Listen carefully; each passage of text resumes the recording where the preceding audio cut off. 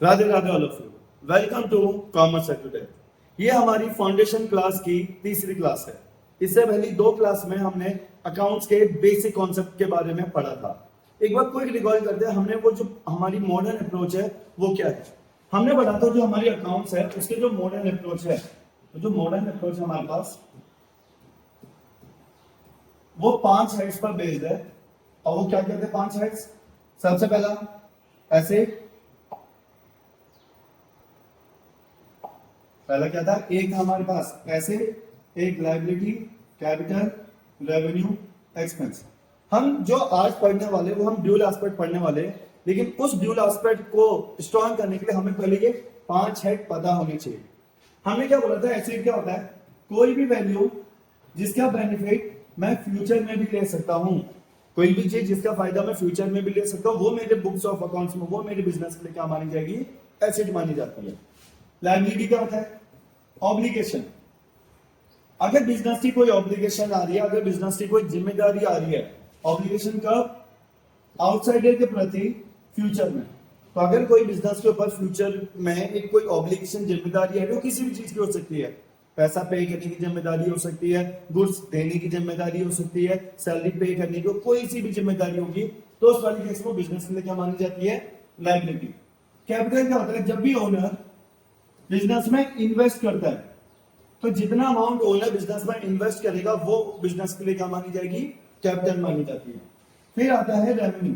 Revenue दो चीजों को मिला के बनता है, sale of goods and service. पहले क्या होता है हमारा? Sale of goods and service, जिसे हमने बोला था बेचना। क्या लिखा था? बेचना। तो जब जब हम सामान बेचेंगे, जिस चीज में बिजनेस डील करता है, अगर उसको बेचेगा तो वो उसके लिए क्या माना जाएगा? रेवेन्यू। और दूसरा क्या था? Extra income. जब वो एक्स्ट्रा इनकम कमा पा रहा है, ठीक, कमाना, ठीक है ना, अगर वो जब वो एक्स्ट्रा प्रॉफिट कमा पा रहा है एक साल के अंदर, तो वो क्या माना जाएगा उसके लिए? रेवेन्यू। एक्सपेंस हमने क्या बोला था? कोई भी चीज जिसका बेनिफिट आप करंट ईयर में ले सकते हो, ठीक है ना। तो हमने एक्सपेंस क्या बोला था? कोई भी चीज जिसका फायदा सिर्फ करंट ईयर में लिया जाएगा, फ्यूचर में बात नहीं हो रही है, वो क्या माना जाएगा आपके लिए? एक्सपेंस माना जाएगा। यहां हमने बात की थी, मैटर नहीं करता उसकी पेमेंट हुई है या पेमेंट नहीं हुई। सेम केस में हमने रेवेन्यू में बोला था, मैटर नहीं करता पेमेंट रिसीव हुई है या पेमेंट रिसीव नहीं हुई। या हमारे रेवेन्यू में पैसा मिलना और ना मिलना कभी रेवेन्यू नहीं होता, पैसा पे करना और या फिर पैसा पे ना करना कभी भी एक्सपेंस नहीं होता। आज हम इसको डिटेल में समझेंगे, ये हमारा बेसिक कॉन्सेप्ट था। हम इसके आगे की कहानी जरा समझते हैं।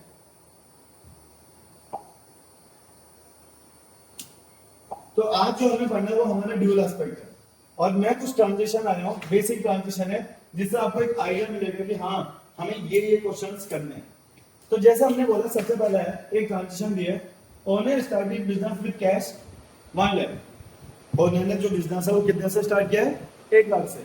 अगर ओनर ने 1 लाख से बिजनेस स्टार्ट किया, तो हमने क्या बोला था कि जो भी अकाउंटिंग होगी वो किसके पॉइंट ऑफ व्यू से होती है? हमेशा बिजनेस।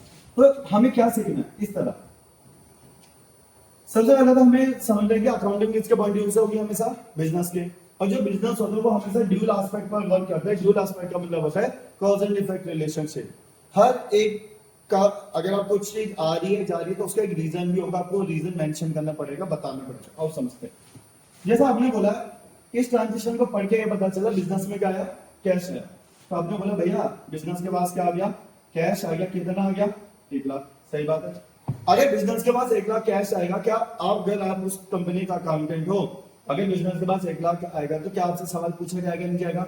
ये 1 लाख रुपए कहां से आए, कौन लेके आया, क्या बेचा तुमने, क्या सवाल तो आएंगे। सेम वे में जब आपके पास बिजनेस, अगर कभी आपके पास मम्मी ने पैसे देख लिया, 500 रुपए आपकी जेब में देखे, तो मम्मी आपसे क्या पूछेगी? ये पैसे कहां से है? तो आपको जवाब तो देना पड़ेगा।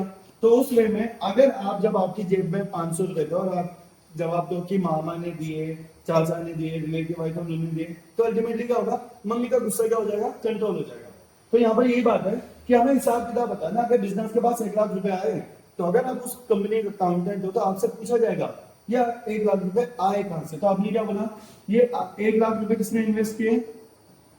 ओनर ने इन्वेस्ट किए। कितना अमाउंट? 1 लाख। हिसाब किताब क्या हो गया? बराबर हो गया। तो अल्टीमेटली क्या है? बिजनेस में कैश है, कौन लेके आया? ओनर ने इन्वेस्ट किया।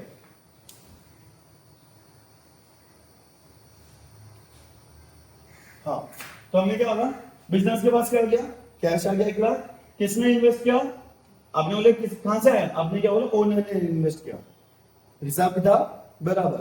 अब कैश का हिसाब किताब के लिए कौन सा अकाउंट बनाया जाएगा, कैश अकाउंट, और ओनर जो इन्वेस्ट कर रहा है उसका भी तो हिसाब किताब बनाया जाएगा, उसके लिए कौन सा अकाउंट बनाया जाएगा, याद है हमने कॉन्सेप्ट पढ़ा था, कैपिटल।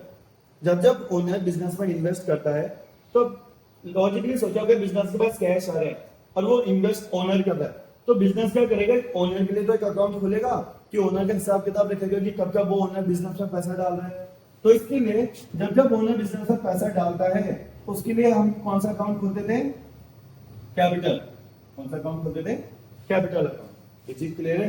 तो जब जब ओनर इन्वेस्टमेंट करेगा उसके लिए कौन सा अकाउंट खुलेगा, कैपिटल अकाउंट। अब कैश का नेचर क्या है, अब हमें नेचर पढ़ना है।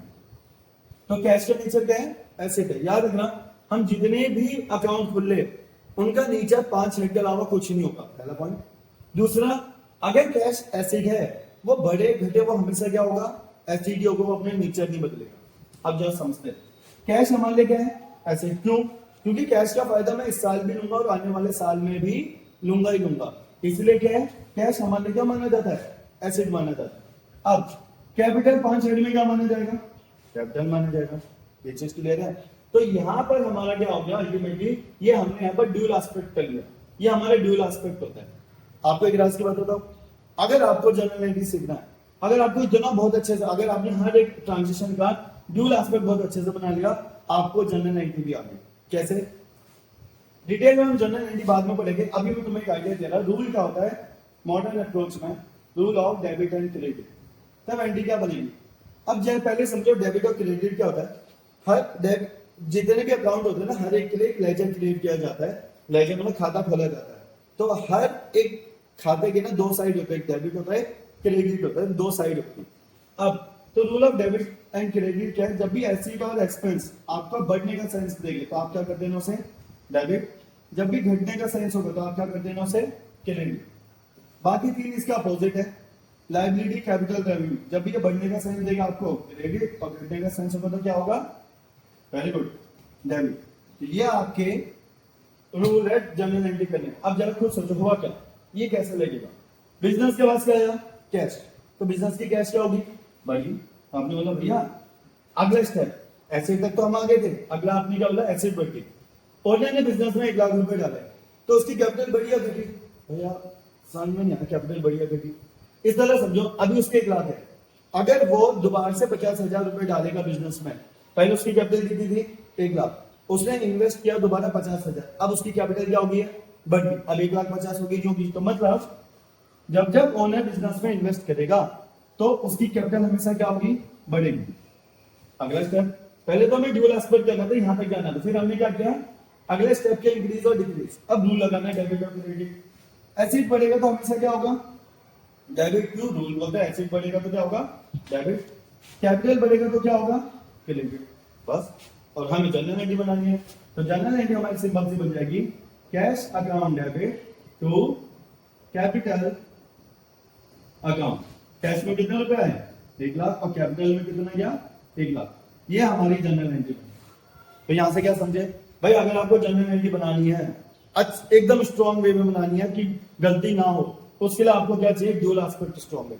और अगर आपका जनरल एंट्री स्ट्रॉन्ग बन गया तो आने वाले बहुत सारे चैप्टर जो आपको ऑलरेडी तैयार है, मैंने पहली प्रीवियस क्लास में बोला है। हम अभी जनरल एंट्री में जाएंगे। आज जो हम सीखना है, हमें सिर्फ ड्यूल एस्पेक्ट समझना है कि जब ट्रांजिशन होगी तो उसको कैसे रीड आउट करना है, ठीक है ना। उम्मीद कर रहा हूं आपको पहली वाली ट्रांजिशन समझ में आई होगी। हम दूसरी ट्रांजिशन में चलते हैं। अब जैसा हमने बोला, goods purchase for cash, question में पता चला कि क्या होगा, बिजनेस में ना नगद में गुड्स खरीदे हैं 10,000, ठीक है। तो आपने क्या बोला, ट्रांजिशन कैसे बनाओगे, आपने बोला भैया गुड्स बिजनेस ने क्या किए, गुड्स परचेज किए, कितने के किए 10,000 के, कितने के किए। तो आपने बोला भैया बिजनेस ने ना गुड्स को परचेज किया, कितने के किए 10,000। अगर बिजनेस ने गुड्स परचेज किए तो आपसे सवाल पूछा जाएगा नहीं जाएगा, क्योंकि आप तो अकाउंटेंट हो। तो अगर बिजनेस ने 10,000 के सामान खरीदे तो कैसे खरीदे, सवाल आएगा ना। तो आपने क्या बोला, भैया हमने जो गुड्स परचेज किए थे ना वो नगद में करे, कैश में करे, कितने के 10,000। हिसाब किताब बराबर। अब कैश का हिसाब किताब के लिए वो कौन सा अकाउंट बनाएगा हमेशा? Cash account. कौन सा अकाउंट बनेगा? Cash account. अब गुड्स परचेज के लिए कौन सा अकाउंट बनेगा? याद हमने एक कॉन्सेप्ट पढ़ा था कि गुड्स वो चीज होती है जिसमें बिजनेस डील करता है, उसके लिए वो 5 अकाउंट बनाता है। तो जब भी वो गुड्स परचेज करेगा तो गुड्स परचेज करना वो क्या माना जाएगा? उसके लिए वो कौन सा अकाउंट खोलेगा? Purchase account. ये चीज क्लियर है? उसके लिए कौन सा अकाउंट खोलेगा? Purchase account. ये हमारा ड्यूल एस्पेक्ट, मतलब गुड्स परचेज करेगा तो उसके लिए कौन सा account? Purchase account. Cash purchase करेगा तो कौन सा? Cash account. अब कैश का नेचर क्या है? कैश हमेशा क्या माना जाएगा? हमेशा एसेट ही माना जाता है, ठीक है ना। और जो परचेज अकाउंट होता है, परचेज अकाउंट हमेशा क्या माना जाएगा बिजनेस के लिए? एक्सपेंस। क्यों? अब जरा समझो, जो मैंने गुड्स परचेज किए, मैं आज जो सामान खरीद रहा हूं, मेरे पर्पस क्या है? उसको इसी साल क्या करना है? बेचना है। टारगेट मेरा यही है। अगर बच गया तो वो लास्ट में मेरा स्टॉक अकाउंट बनेगा। लेकिन जब मैं ये सामान खरीद रहा हूं तो मुझे पता है कि इसको मैं इसी साल क्या करने वाला हूं? बेचना ही बेचना है, कन्वर्ट करना है फाइनल गुड में, उसके बाद उसे बेचूंगा। तो अल्टीमेटली क्या है? जो मैंने ये सामान खरीदा इसका फायदा मैं इसी साल ही लूंगा, इसलिए इसको क्या माना गया हमने? एक्सपेंस। तो मतलब जब भी गुड्स परचेज होगा ये हमेशा क्या माना जाएगा बिजनेस में? एक्सपेंस माना जाएगा। ये चीज क्लियर है? अब सोचो कि अगर जनरल एंट्री भी करना है तो रूल लगा सकते हैं। अगर मैं सामान खरीदूंगा तो कैश क्या हो जाएगा? कम। कैश कम होगा तो एसेट क्या होगा? कम। अगर गुड्स परचेज करूंगा तो जितना ज्यादा मैं गुड्स परचेज करूंगा मेरा खर्चा क्या होगा? बढ़ेगा। कैसे? भैया मैंने ना पहले 10,000 का सामान खरीदा तो मेरा एक्सपेंस कितना हुआ? 10,000। मैंने फिर अगले दिन दोबारा से 5,000 का सामान खरीदा, अब मेरा 5,000 भी क्या बना? एक्सपेंस। तो जब मैंने 10,000 से 5,000 एडिशनल किया तो टोटल खर्चा 15,000 तो हुआ। क्या उसकी वजह से मेरा खर्चा बढ़ रहा है? नहीं बढ़ रहा? तो जब जब मैं सामान खरीदूंगा तो मेरा एक्सपेंस क्या होगा? हमेशा बढ़ेगा। अगर आपको इतना करना हो गया फिर तो जनरल एंट्री भी आओगी। एक्सपेंस बढ़ेगा तो डेबिट, एसेट कम होगा तो क्रेडिट। तो एंट्री क्या बनेगी? Purchase account debit to cash account. कितना अमाउंट? 10,000। 10,000। ये चीज क्लियर है? तो ये हमारा बना। याद है मैंने आपको एक और चीज बताई थी जब हम क्वेश्चन कर रहे थे,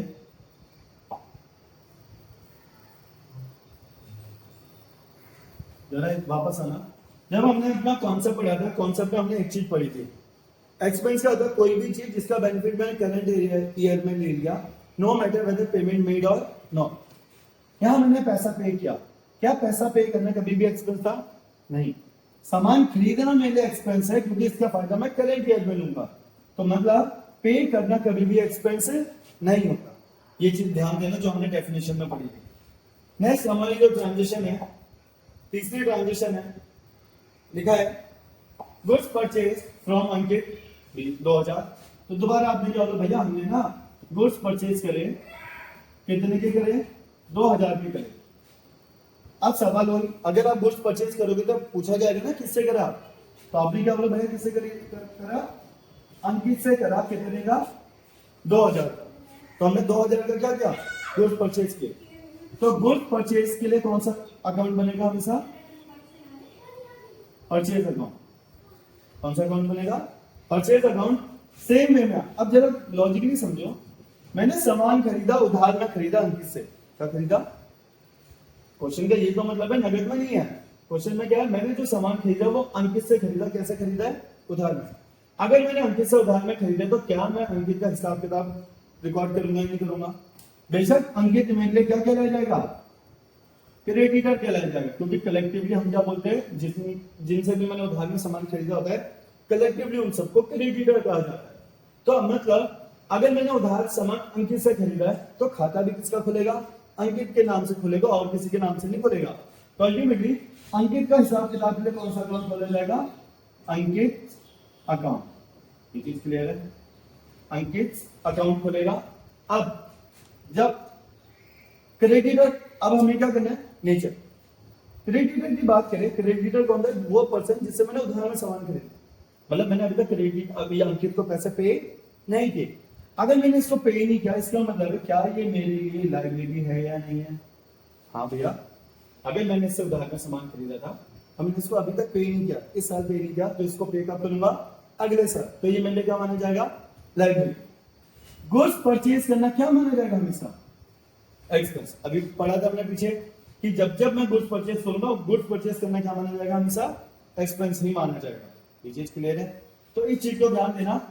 इधर इससे पहली वाली ट्रांजेक्शन में जब मैंने खरीदा था तो गुड्स नगद में खरीदे थे। क्या खरीदे थे मैंने, नगद में, जैसे यहां पर था। तो हमने क्या बोला था, गुड्स नगद में खरीदे। तो जब मैंने पैसा पे किया था तो भी वो एक्सपेंस नहीं था। इस वाली सिचुएशन में मैंने दोबारा गुड्स खरीदे लेकिन उधार में खरीदे, तो ये मेरे लायबिलिटी हुआ। मतलब पे करना और पे ना करना कभी भी एक्सपेंस नहीं होता।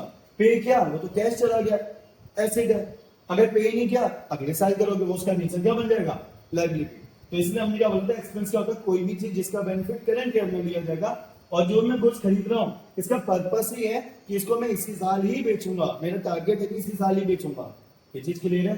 तो इसको ध्यान रखना कि जो हमने डेफिनेशन पढ़ी। अब जरा आगे बढ़ते हैं नेक्स्ट ट्रांजिशन में। अंकित क्या हो गया, सेम है। अगला आपने बोला भाई गुड्स सोल्ड किए कैश में कितना, 10,000। तो अगला टाइम क्या हो जाएगा, आपने बोला भाई बिजनेस में ना, अगर मैं आपसे ड्यूल एस्पेक्ट पूछूं तो आपने बोला भाई बिजनेस में क्या किए, गुड्स को बेचे 10,000। भाई अगर बिजनेस ने 10,000 का सामान बेचा तो आपसे पूछा जाएगा ना, सामान बेचा था उसका क्या हुआ। तो आपने क्या जवाब दिया, भाई जो मैंने सामान बेचा ना, इसके बदले बिजनेस को क्या मिला है, कैश। कैश कितना मिला, 10,000। कितना मिला, 10,000। अगर बिजनेस के बाद 10,000 कैश आया, इसका क्या मतलब है, गुड्स सोल्ड करना क्या माना जाता है बिजनेस के लिए, पहले समझते हैं। कैश का हिसाब किताब के लिए कौन सा अकाउंट बनाएगा, कैश अकाउंट। सही बात है।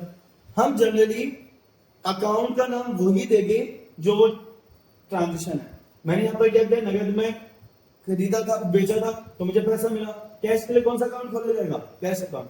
हम वो नाम देंगे ताकि उससे पता चल जाए कि अकाउंट किस बारे में है।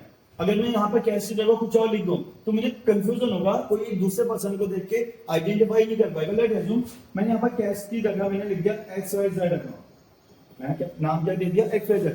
मुझे पता है कि XYZ के अंदर किस चीज का हिसाब किताब चल रहा है, कैश का। लेकिन कोई बाहर का बंदा आएगा, कोई ऑडिटर आएगा, तो अगर मैं वहां पर XYZ लिखूंगा तो वो मेरे से पूछेगा कोई XYZ क्या है, तो वहां पर कंफ्यूजन क्रिएट हो जाएगा। इसलिए हम जनरली क्या करते हैं, मैक्सिमम केसेस में जो हमारा अकाउंट खुलेगा वो उसी के ही नाम से खुलेगा, ताकि कंफ्यूजन ही क्रिएट दूर हो जाए कि इसके अंदर कौन सी ट्रांजेक्शन। अब कैश अकाउंट देखते पता चल जाएगा कि इसके अंदर सिर्फ कौन सी ट्रांजेक्शन आएगी, जो कैश से लेना देना, इसके अलावा और कोई ट्रांजेक्शन इसमें नहीं है। अब जब गुड्स सोल्ड करूंगा तो उसके लिए कौन सा अकाउंट खुलेगा, याद है गुड्स वाला कॉन्सेप्ट, उसमें हमने पढ़ा था जब जब मैं सामान बेचूंगा तो उसके लिए कौन सा अकाउंट होता है, सेल अकाउंट। कौन सा, यही होता है ड्यूल एस्पेक्ट। हमें बस यही हिसाब किताब बराबर करना है कि अगर ये ड्यूल एस्पेक्ट बराबर हो गया फिर हमारा अकाउंटिंग बहुत इजी हो जाएगी। अब कैश का नेचर क्या होगा, हमेशा एसेट होगा। सेल का नेचर क्या होगा, रेवेन्यू। क्यों, याद है हमने रेवेन्यू की डेफिनेशन में बेचन वो पढ़ा था कि जब जब वो गुड्स को बेचेगा, sale of goods and service क्या माना जाता है, रेवेन्यू। तो उसने सामान बेचा, क्या माना गया, रेवेन्यू। पैसा मिलना और ना मिलना कभी भी रेवेन्यू नहीं होता, रेवेन्यू की डेफिनेशन में था। तो यहां पर यही बोला अगर कैश मिल गया, कैश मिलना तो ऐसे ही कभी भी रेवेन्यू नहीं है। तो ये इसका ड्यूल एस्पेक्ट है। अगर इसकी जनरल एंट्री करना चाहो कितना इजी है भाई, अगर मैं सामान बेचूंगा तो कैश बढ़ेगा घटेगा, भाई बिजनेस के पास तो कैश आया, मतलब कैश बढ़ गया, मतलब एसेट बढ़ गया। बिजनेस ने गुड्स को सोल्ड किया था, सोल्ड किया तो रेवेन्यू। अब जितना ज्यादा वो सामान बेचेगा उसका रेवेन्यू क्या होगा, बढ़ेगा। तो रेवेन्यू क्या हो गया, बढ़ गया। दो क्या होता है, एसेट बढ़ेगा तो डेबिट, रेवेन्यू बढ़ेगा तो क्रेडिट। तो एडी का बनेगी सिंपल सी, cash account debit to sales account. कितना अमाउंट, 10,000, 10,000। तो हमारे यहाँ पर डबल एंट्री सिस्टम भी बराबर हो गया कि जितना अमाउंट डेबिट होगा उतना अमाउंट क्रेडिट भी होगा। तो ये हमारा कॉन्सेप्ट था, ठीक है ना। उम्मीद कर रहा हूँ ये वाली ट्रांजिशन आपको समझ में आई होगी। आगे बढ़ते हैं आगे वाली ट्रांजिशन में। ओ शेयर, ये तो बहुत ऊपर चला गया।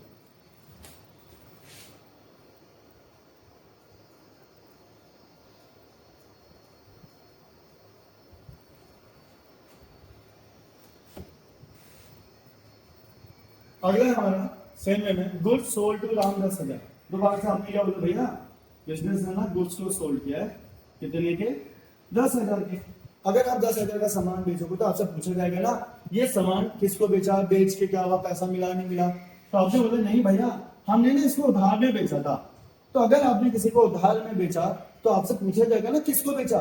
तो आपने क्या बोला भैया मैंने किसको बेचा, ये राम को बेचा कितने का 10,000। हिसाब किताब क्या हो गया, बराबर हो गया। अब जब हिसाब किताब हो गया तब अकाउंट क्रिएट करोगे। राम का हिसाब किताब के लिए किसके नाम से अकाउंट खुलेगा, राम से अकाउंट से। किससे खुलेगा, राम्स अकाउंट, उस ई के नाम से खुल जाएगा राम अकाउंट से। सेम वे में जब गुड सोल्ड करोगे उसके लिए हमेशा कौन सा अकाउंट खुलेगा, सेल अकाउंट। याद है ना, अभी प्रीवियस क्लास में वो प्रीवियस स्लाइड में पढ़ा था। अब इनका नेचर ये तो हमने पढ़ लिया कि गुड सोल्ड के लिए हमेशा सेल अकाउंट, राम के लिए हमेशा कौन सा खुलेगा, राम अकाउंट। राम हमारे लिए क्या माना जाता है, ये हमारे लिए डेटर माना जाता है। डेटर कौन होता है, वो पर्सन जिसको मैंने उधार में सामान दिया। अगर मैंने इसको उधार में सामान दिया मतलब इसने मुझे इस साल पैसा नहीं दिया। अगर इसने इस साल पैसा नहीं दिया कब देगा मुझे पैसा, फ्यूचर में। अगर ये फ्यूचर में देगा मतलब इसका फायदा फ्यूचर में लिया जाएगा, कैसे, इससे पैसा लेके। तो ये जो राम है, राम का नेचर क्या बन जाएगा मेरे लिए, ऐसे। ये चीज क्लियर है। और सेल का नेचर हमेशा क्या माना जाएगा, रेवेन्यू। जितना ज्यादा मैं सामान बेचूंगा रेवेन्यू बढ़ेगा, जितना ज्यादा मैं उधार में सामान बेचूंगा डेटर की वैल्यू बढ़ेगी, डेटर बढ़ेगा तो एसेट भी बढ़ेगा। तो रूल क्या होगा, एसेट बढ़ेगा तो डेबिट, रेवेन्यू बढ़ेगा तो क्रेडिट। तो एंट्री क्या बन जाएगी हमारी सिंपल सा, Ram's account debit to sales account. कितना अमाउंट, 10,000 10,000। क्या हमारी जनरल एंट्री बन गई। अल्टीमेटली जनरल एंट्री में मेरा टारगेट ही सिखाना, वो हम बाद में सीखेंगे जब हम अच्छे से ये चीज समझ जाएंगे। तो अभी आपको यही चीज समझना है। जैसे मैंने आपको स्टार्टिंग में एक और चीज बोली थी, अकाउंटिंग को करने के दो मेथड होते हैं, एक ट्रेडिशनल मेथड होता है, एक मॉडर्न। ये मॉडर्न अप्रोच है, ये one of the easiest method है। अगर आपको इतना करना आ गया फिर तो आपको एनालाइज ही करना है कि क्या बढ़ रहा है क्या घटना है। बस बढ़ना घटना अगर आपने सही एनालाइज कर लिया तो उसके बाद तो जनरल एंट्री हमेशा ही सही बनेगी। तो अल्टीमेटली क्या है, आपका ड्यूल एस्पेक्ट मोस्ट इंपॉर्टेंट है। हर एक एंट्री में आपको ड्यूल एस्पेक्ट आना चाहिए। और आप अगर नए स्टूडेंट हो या फिर अगर आप वो पर्सन हो जिसने आप ट्रेडिशनल मेथड पढ़ा है लेकिन मॉडर्न ट्रेडिशनल मेथड से प्रॉब्लम आ रही है, दोनों मेथड अच्छे हैं, बस एक मेथड को ही अपने बेस्ट बना के रखना। ये नहीं कि अकाउंटिंग करने के लिए आप दोनों मेथड को यूज करो फिर वरना कंफ्यूजन क्रिएट हो जाएगी। आप नए बच्चे हो, कुछ टाइम के बाद जब आप ग्रेजुएशन लेवल में जाओगे तो तब कोई इश्यू नहीं होगा क्योंकि आप ऑलरेडी इस चीज को अच्छे से समझ चुके होगे, ट्रेडिशनल मेथड या मॉडर्न मेथड। तो अल्टीमेटली क्या है, आप कोई सा भी मेथड करो जो आपको बेस्ट लगता है। ये चीज क्लियर है। आगे बढ़ते हैं हम। अगला जो हमारा है ये है, अब जरा इसको समझते हैं। इस ये हमारे प्रीवियस वाले से मैंने रिलेट किया हुआ है। क्या है, पिछले वाले में हमने बोला था हमने राम को उधार में सामान बेचा। तब हमने क्या बोला था, जब मैंने राम को उधार में सामान बेचा था तो हमने याद रखना हमने एक अकाउंट खोल दिया था राम का। राम का अकाउंट खोला था, राम से अकाउंट के नाम से कितने से 10,000 कि राम मेरा डेटर है, वो पर्सन है जिसने मुझे कितने 10,000 देने, ये वो पर्सन है राम जो मुझे पैसे देगा। अब क्या हुआ, थोड़ी जरा क्वेश्चन में बोला गया राम जो था ना वो इंसॉल्वेंट हो गया। ज्यादा इंसॉल्वेंट हमने पढ़ा था बैड डेट वाला कि जब किसी सिचुएशन में डेटा पैसा देने से फेल हो जाए तो इंसॉल्वेंट हो गया और वो क्या हो गया हमारे लिए बैड डेट डिक्लेयर हो गया। मतलब इस वाली रेंज का मतलब है राम जिसको मैंने उधार में सामान बेचा था कुछ वक्त के बाद पता चला वो इंसॉल्वेंट हो गया, अब मुझे कोई पैसा नहीं दे रहा, उससे मुझे कोई पैसे की उम्मीद नहीं है। तो क्या होगा जरा कुछ सोचो। आपने बोला भैया बिजनेस को ना लॉस हो गया, ठीक है, कितने का लॉस हुआ, लॉस हुआ था 10,000 क्योंकि मैंने 10,000 का उसे सामान बेचा था। तो बिजनेस को क्या हो गया, लॉस। तो बिजनेस को अगर 10,000 का लॉस हो रहा है तो बिजनेस क्या करेगा, अगर ये लॉस है तो आपसे रीजन भी तो पूछा जाएगा कि लॉस क्यों हो रहा है, किस चीज का हुआ है। तो आपने क्या बोला, भाई लॉस इसलिए हुआ क्योंकि अब मुझे राम से कोई भी पैसा नहीं मिलने वाला। तो अगर राम से आपको कोई पैसा मिलेगा ही नहीं तो आपको राम का अकाउंट क्या करना पड़ेगा, बंद करना पड़ेगा, तभी तो आप बोलोगे लॉस हुआ। तो अल्टीमेटली क्या होगा, आप बोलोगे कि बिजनेस को लॉस हुआ, लॉस किसकी वजह से हुआ, राम की वजह से। क्यों, क्योंकि ये इंस्टॉलमेंट हो गया। ये चीज क्लियर है। तो ड्यूल एस्पेक्ट क्या हो गया, बराबर राम से कितने रुपए नहीं मिल रहे हैं, 10,000। बिजनेस को क्या हुआ, 10,000 का लॉस। ये लॉस किससे हुआ आपको, राम की वजह से हुआ। तो राम से कितने का लॉस हुआ आपको, 10,000 का। ड्यूल एस्पेक्ट बराबर। अब राम के लिए कौन सा अकाउंट खोला जाएगा, राम अकाउंट। उसके नाम से खोला जाएगा राम्स अकाउंट। अकाउंट्स में हमने क्या बोला था, हर एक प्रॉफिट और लॉस का क्या बनेगा, अकाउंट बनता है। तो इस लॉस के लिए कौन सा अकाउंट खोला जाएगा, इस लॉस के लिए अकाउंट खोला जाएगा। हमने पढ़ा था ये लॉस का नाम होता है बैड डेट। बैड डेट वो सिचुएशन होता है जिसमें डेटा फेल हो जाता है, तो ये लॉस का नाम क्या दिया था हमने, बैड डेट। अगर ये लॉस है तो हमने एक और चीज पढ़ी थी, लॉस ही क्या होता है बिजनेस में, एक्सपेंस होता है। जितना ज्यादा लॉस उतना ज्यादा एक्सपेंस, तो एक्सपेंस क्या हो गया यहाँ पर, बढ़ गया। अब राम वो पर्सन था ना जिसने मुझे पैसे देने थे, तो राम मेरे एसिड था, राम का नीचे क्या था, एसिड। अब जरा खुद सोचो, अगर अब राम मुझे पैसा नहीं देगा तो अल्टीमेटली क्या है, एसिड की वैल्यू क्या हो जाएगी, कम, क्योंकि मुझे राम का अकाउंट अपने सिस्टम से हटाना है। तो जब हटाना है तो मुझे, जब मैंने उसे उधार में दिया था तब मैंने राम का अकाउंट खोला था। अगर अब राम से मुझे कोई पैसे नहीं मिलेगा तो मुझे राम का अकाउंट क्या करना पड़ेगा, हटाना पड़ेगा अपने सिस्टम से। तो उस समय जब मैंने उधार में बेचा था तब मैंने क्या बोला था, एसिड बढ़ गया। अब जब मुझे इससे कोई पैसे की उम्मीद ही नहीं है, मिलेगा ही नहीं, तो एसिड क्या हो जाएगा, कम। तो इस वाले केस में इसका ड्यूल एस्पेक्ट ये बनेगा। अगर आपका ड्यूल एस्पेक्ट इतना स्ट्रॉन्ग है तो अब अगला क्या काम होगा, जनरल एंट्री। बढ़ना घटना तो आपने रियलाइज कर लिया, एक्सपेंस बढ़ेगा तो डेबिट, एसिड कम होगा तो क्रेडिट। इसलिए आप एंट्री क्या बनाओगे, आप एंट्री बनाओगे, ध्यान से देखना। अगर एंट्री बनती तो एंट्री बनती bad debt account debit to Ram's account. हमारी एंट्री क्या बनती, bad debt account debit to Ram's account. कितना अमाउंट, 10,000 और 10,000। इससे पहली वाली एंट्री में हमने जब किया था तब हमने एंट्री क्या बनाई थी, जब मैंने उधार में बेचा था, Ram's account debit to sales account, ये एंट्री बनती थी। क्यों, एसिड यहाँ पर बढ़ा था और यहाँ पर रेवेन्यू भी बढ़ा था, ये हमारा हमें पता है। अब जो चीज मैं समझाना चाह रहा हूं वो देखना। पहली वाली एंट्री में ने राम को क्या किया था, 10,000 से डेबिट किया। दूसरी वाली एंट्री में ने राम को क्या किया, 10,000 से क्रेडिट कर दिया। तो मतलब राम का अकाउंट अब मेरे बिजनेस में कुछ होगा ही नहीं, मतलब राम जैसा कोई पर्सन मेरे बुक्स ऑफ अकाउंट में है ही नहीं। ये चीज क्लियर है, तो मतलब ये चीज तो समझ में, इसकी एंट्री क्या बनेगी हमारी, bad debt account debit to Ram's account. ये चीज समझ में आ रहा है। अगर कोई चीज डाउट हो तो मेरा ऑलरेडी, मैंने आप लोगों को ऑलरेडी नंबर दे रखा, उस नंबर पर आप क्या कर सकते हो, व्हाट्सएप कर सकते हो, या फिर कमेंट सेक्शन में आप बता सकते हो कि भाई ये वाली लाइन समझ में नहीं आई, ये टॉपिक थोड़ा सा दोबारा बता दो। इसी से हमारा जो तीसरा है ना वो है, देखो इधर क्या लिखा है, Ram who was previously written off as bad debt paid, written off as bad debt paid 4,000। Ram मतलब हुआ क्या, राम से मुझे 10,000, मैंने उसे उधार में बेचा था पहले, फिर बाद में पता चला राम से मुझे 1 भी रुपए नहीं मिलेगा। फिर कुछ टाइम के बाद पता चला कि राम ने मुझे कितने रुपए दे दिए, कितने रुपए दे दिए, 4,000। तो यहाँ पर इस क्वेश्चन का मतलब क्या है, राम जो कभी पहले बैड डेट माना गया था कि उससे कोई पैसे की उम्मीद नहीं होगी, उसने मुझे कितने रुपए दिए, 4,000।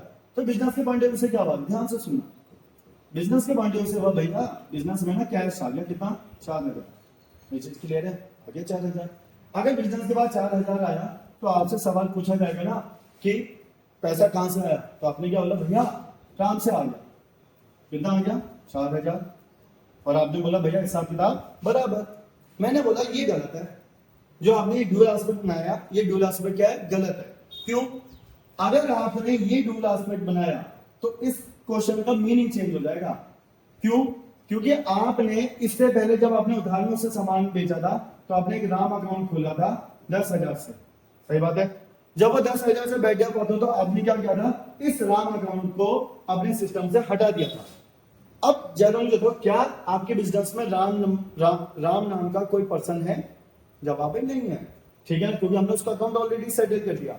अब अगर आप राम का अकाउंट दोबारा क्रिएट कर दोगे, अब इसका मीनिंग ये नहीं निकलेगा कि राम ने आपको 4,000 वो पैसा दिए जो उसे पहले देना था। मीनिंग ये निकलेगा कि राम से आपने 4,000 उधार में लिए। मतलब क्या है, राम से आपने 4,000 उधार में लिए, आप फ्यूचर में राम को वापस दोगे। क्या अब इसकी वजह से राम आपके लिए लाइबिलिटी बन जाएगा।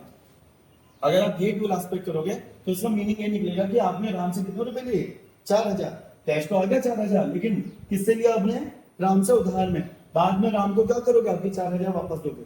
सवाल है क्या इस क्वेश्चन का मीनिंग ये था, क्या हम जो मुझे राम 4,000 दे रहे, क्या मैं उसे कभी फ्यूचर में वापस देने वाला हूं, नहीं। ये वो 4,000 था जो उसको मैंने कभी उधार में सामान दिया था। तो अल्टीमेटली इसीलिए यहाँ पर चाह के भी हम राम अकाउंट नहीं लिख सकते। ये चीज क्लियर है? तो हम क्या लिखेंगे? अब जरा समझना, मैंने तो 10,000 पहले ही राम के नाम पर क्या मान लिया था उसे? लॉस। सेकेंड ट्रांजेक्शन में मैं क्या मान चुका था? इसको लॉस मान चुका था। तो जब उसे ऑलरेडी ही लॉस मान चुका था, इसका मतलब क्या है?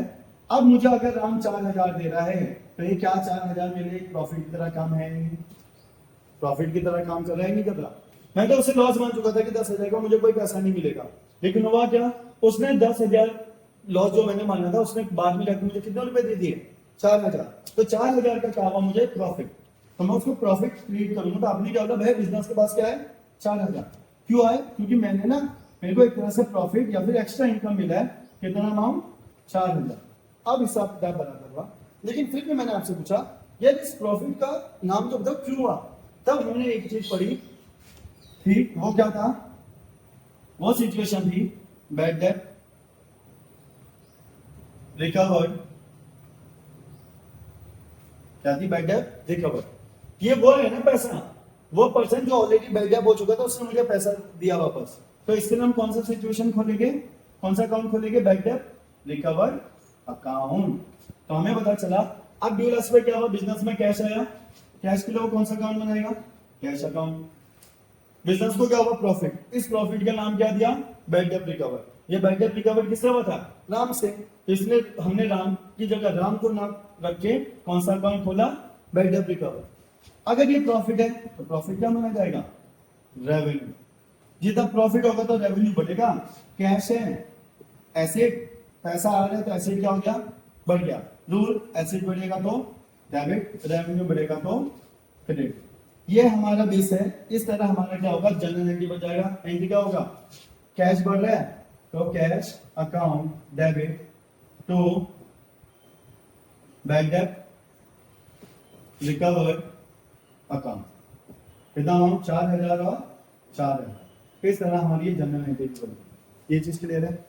अब आप लोगों को क्या करना है? हर एक चीज को अच्छे से समझना है। ऐसे इसके अंदर बहुत सारे ट्रांजिशन भी है, आपको हर एक चीज को देखना है कैसे क्या होगा।